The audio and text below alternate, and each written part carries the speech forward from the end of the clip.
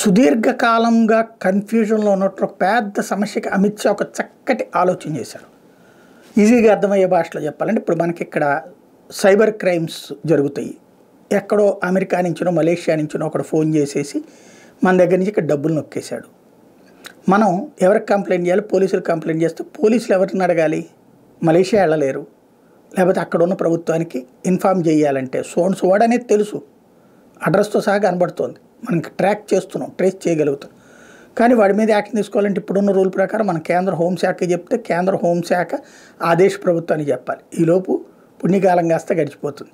అలాగని అలాంటి దుర్మార్గుడిని ఆదేశం ఏమైనా కాపాడుద్దా?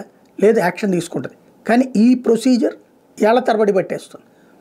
దాంతో ఇప్పుడు ఒక దేశానికి మధ్యన అనుసంధానించేటటువంటి ఒక పోర్టల్, నిఘా వ్యవస్థలు ఇక్కడ నిఘా వాళ్ళకి ఇక్కడ ఏది ఫర్ ఎగ్జాంపుల్ ఒకడు ఇప్పుడు చెప్తారు ఉద్యోగాల పేరుతో మోసం చేశారు మమ్మల్ని అని చెప్పేసి ఎక్కడో విదేశాల్లో ఉన్నటువంటి వాళ్ళు ఇప్పుడు సోషల్ మీడియాలో పోస్ట్ పెట్టడం, దాని ఆధారంగా ఏ పాపం లోకేష్ గారు స్పందించనో లేకపోతే కేటీఆర్ గారు స్పందించనో లేదా బట్టి విక్రమార్క స్పందించనో వాళ్ళని తీసుకురావడానికి మళ్ళీ ఆ విదేశాంగ శాఖకి చెప్పి అక్కడి నుంచి వాళ్ళు చెప్పి లేదంటే మన ఎన్ఆర్ఐలు ఎవరైనా ఉంటే వాళ్ళతో చెప్పించి ఇట్లాంటి చేస్తారు.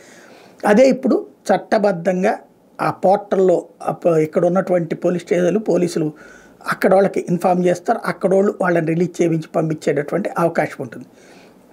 ఈ సరికొత్తదైనటువంటి పోర్టల్ భారత్ పోల్ అనేటువంటి సిబిఐ పోర్టల్ ప్రారంభించారు కేంద్ర హోంమంత్రి అమిత్ షా. నేరం చేసి విదేశాలకు పారిపోయిన వాళ్ళని పట్టుకునేందుకు దేశంలోని దర్యాప్తు సంస్థలు ఆధునిక సాంకేతికతను అత్యాధునిక విధానాలను ఉపయోగించుకోవాల్సిన సమయం ఇదని కేంద్ర హోంమంత్రి అమిత్ షా పేర్కొన్నారు. దర్యాప్తు సంస్థలకు అంతర్జాతీయ సహకారం సులభతరం చేసేందుకు వీలుగా సిబిఐ తీసుకొచ్చిన భారత్ పోల్ పోర్టల్ మంగళవారం ఆయన ఢిల్లీలోని భారత్ మండపంలో జరిగిన కార్యక్రమంలో ప్రారంభించారు. ఈ సందర్భంగా మాట్లాడుతూ దేశంలోని అంతర్గత వ్యవస్థలను నవీకరించుకోవడంతో పాటు ప్రపంచ సవాళ్ళ మీద దృష్టి పెట్టాల్సిన అవసరం ఉంది. ఆ దిశలో భాగమే ఈ భారత్ పోల్ పోర్టల్ వివిధ కేసులను వేగంగా దర్యాప్తు చేయడానికి కేంద్ర రాష్ట్రాల దర్యాప్తు సంస్థలు ఇంటర్పోల్తో సులభంగా అనుసంధానం కావడానికి అది ఉపయోగపడుతుంది. ఇంటర్పోల్లో 195 సభ్య దేశాలతో వివిధ కేసులకు సంబంధించిన సమాచారాన్ని పరస్పరం పంచుకోవచ్చు అని చెప్పేసి తేల్చి చెప్పారు.